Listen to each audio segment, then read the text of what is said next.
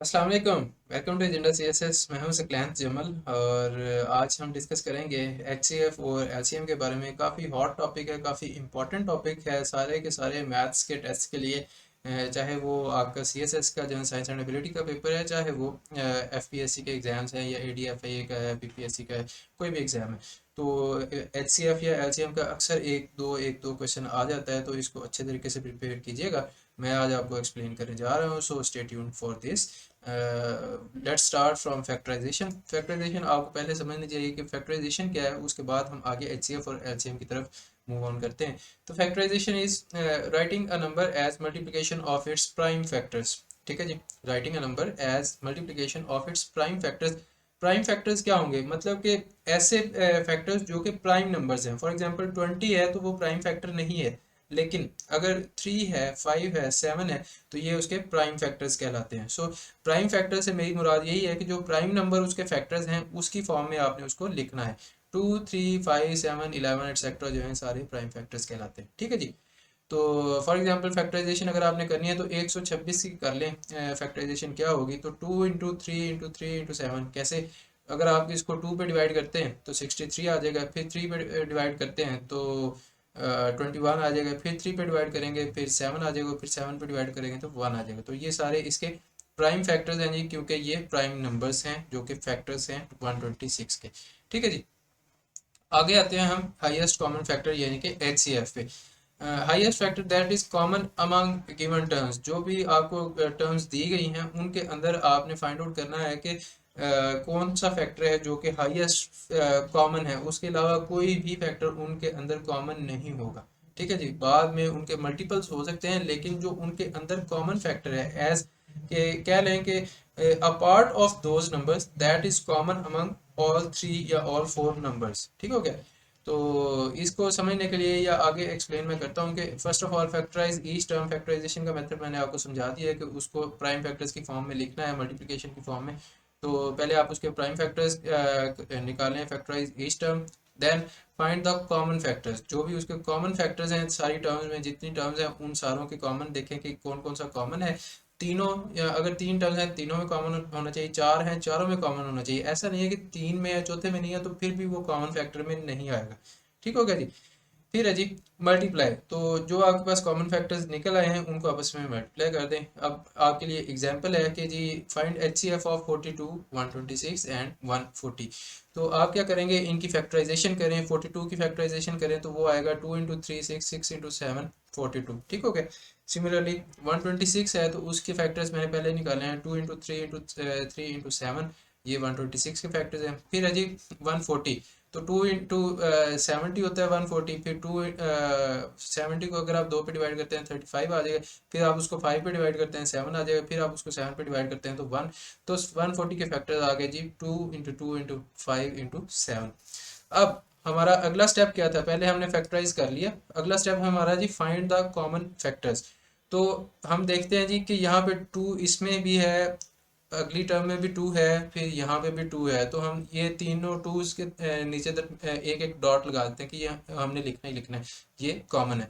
आगे आते हैं जी 3। तो 3 इधर भी है और 3 यहाँ पे भी है, लेकिन यहाँ पे 3 नहीं है, सो इसलिए मैंने उसके नीचे डॉट नहीं लगाया, मैंने उसको मार्क नहीं किया लिखने के लिए। ठीक है जी। सिमिलरली फिर आगे आते हैं 7।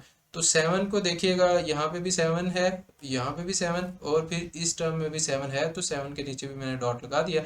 अब जो किसी एक टर्म में से जो भी डॉट लगे हुए हैं उनको आप निकाल लें, 2 इंटू 7, उनको आपस में मल्टीप्लाई करें। तीसरा स्टेप है हमारे पास। ठीक है। तो एचसीएफ हमारे पास आ गया 14। 14 is the highest common factor among these three numbers. ठीक हो गया जी। आगे आते हैं जी लीस्ट कॉमन मल्टीपल यानी एलसीएम के ऊपर। The least number that is a multiple of all the given terms. जितनी भी गिवन टर्म्स हैं उन सारों का लीस्ट मल्टीपल है, वो हम एलसीएम कहते हैं। इसके स्टेप्स क्या है, first of all common factorization आपने करनी है। ठीक है। जो HCF है उसके लिए आपने फैक्टराइजेशन अलग-अलग करनी है, फिर उसमें से अलग से फैक्टर्स कॉमन निकाल के उनको मल्टीप्लाई करना है। लेकिन LCM की आपने कॉमन फैक्टराइजेशन करनी है, उससे मेरी क्या मुराद है, काफ़ी सारे लोग आप पहले वो करते भी हैं, लेकिन मैं आपको दोबारा से वो रिवाइज करवा देता हूँ। और फिर आपने मल्टीप्लाई ऑल प्राइम फैक्टर्स, जितने भी प्राइम फैक्टर्स आपके पास लेफ्ट साइड पे आते जाएंगे उनको आपने मल्टीप्लाई कर देना है, हत्ता कि सबसे नीचे जब एंड पे रह जाएगा वहाँ पे 111 रह जाएगा, तब आपके सारे के सारे नंबर्स जो हैं उनकी factorization in the form of prime factors पूरी हो चुकी होगी। ठीक है जी। एग्जांपल देख लेते हैं। Take LCM of these same terms है, लेकिन उनका एलसीएम क्या है, 42 इंटू 126 इंटू 140, 46 42 126 140, इन तीनों का एलसीएम लेना है। तो इन तीनों को आप इस तरह लिखें जी, दरम्यान में कॉमास लगा दें और देखें कि ये 2 पे डिवाइड होता है क्या, तो 2 पे डिवाइड किया तो 21 आ गया, फिर 126 आ गया, 126 को डिवाइड किया 63 आ गया, ये 70 आ गया। अच्छा जी। फिर ये जो 70 है ये दोबारा 2 पे डिवाइड हो जाता है। अब ऑल्दो ये दोनों नहीं होते, लेकिन इनको अगर ये उस जिस नंबर पे हम डिवाइड करना चाह रहे हैं अगर उस पे नहीं भी होते तो कोई मसला नहीं है, इनको हम एज इट इज़ लिख लेंगे जब तक कि हमारे दो के जो डिवीजन है वो पूरी नहीं होती। सो मैंने 2 पे दोबारा डिवाइड किया तो यहाँ पे 35 आ गया, ठीक हो गया। और 63 और 21 वैसे ही आ गया। आप नोट करेंगे यहाँ पे 2 पे डिवाइड करने से सिर्फ इस पे फर्क पड़ा है, बाकी जो डिवाइड नहीं होते थे उनको मैंने एज इट इज नीचे उतार लिया। 2 के बाद अगला प्राइम नंबर आता है हमारे पास 3। 3 पे डिवाइड किया 21 को तो 7 आ गया, फिर 3 पे डिवाइड किया 63 को तो 21 आ गया। अब 35 3 पे डिवाइड नहीं होता तो उसको एज इट इज नीचे ले आए, ठीक है। फिर इसको दोबारा, क्योंकि इनमें से अभी 21 दोबारा 3 पे डिवाइड हो सकता है, तो 3 ये 7 वैसे आ गया, 3 इंटू 7 21 होता है, यहाँ पे 7 बच गया हमारे पास। फिर 3 इंटू ये 35 नहीं डिवाइड होगा तो वो भी एज सच आ जाएगा। फिर 3 के बाद प्राइम फैक्टर आता है हमारे पास 5। तो 5 जो है उस पे वो 7 जो है वो 5 पे डिवाइड नहीं होता, ये भी 7 नहीं होगा, लेकिन 35 जो है वो हो जाता है। तो 5 7 जार 35, यहाँ पे हमारे पास 7 आ गया, ठीक है जी। और ये 7 एज इट इज आ गए। अब यहाँ पे तीनों कुदरती 7 7 7 बन गए, तो एक ही दफ़ा 7 से आप डिवाइड करेंगे तीनों डिवाइड हो जाएंगे और यहाँ पे 1 1 1 रह जाएगा, यहाँ पे कुछ भी नहीं आएगा। तो आपने करना क्या है, करना आपने ये है कि इनको आपस में मल्टीप्लाई करना है। ये आपने सीढ़ी या सांप जो भी आप कह सकते हैं इसको बनाना है, और इनको आपस में मल्टीप्लाई करेंगे तो जो आंसर आएगा वो आपके पास एलसीएम आ जाएगा। LCM is equal to 2 into 2 into 3 into 3 into 5 into 7। तो ये अगर आप करते हैं तो ये 1260 आ जाएगा, ठीक है जी। इसके अलावा एक इम्पॉर्टेंट फार्मूला है जी, जिसके बारे में अक्सर क्वेश्चन आ जाता है कि दो नंबर दे देते हैं वो कि इन दो नंबर्स का जी एचसीएफ इतना है, एलसीएम इतना है। फॉर एग्जांपल चले मैं आपको लिख देता हूँ कि यहाँ पे हम लिख देते हैं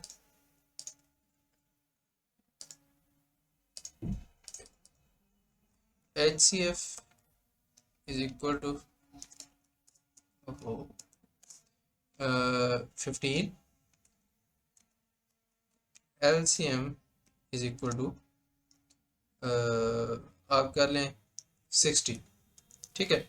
तो आपने फाइंड आउट क्या करना है, उस वो आपको क्या देगा जी कि product of two numbers find करें। तो आप प्रोडक्ट ऑफ टू नंबर्स कैसे फाइंड आउट कर सकते हैं, एलसीएम और एचसीएफ जो है उनको आपस में मल्टीप्लाई करें तो उनसे आपका दो नंबरों का प्रोडक्ट आ जाएगा। ये सिर्फ दो नंबरों के लिए ही एप्लीकेबल है।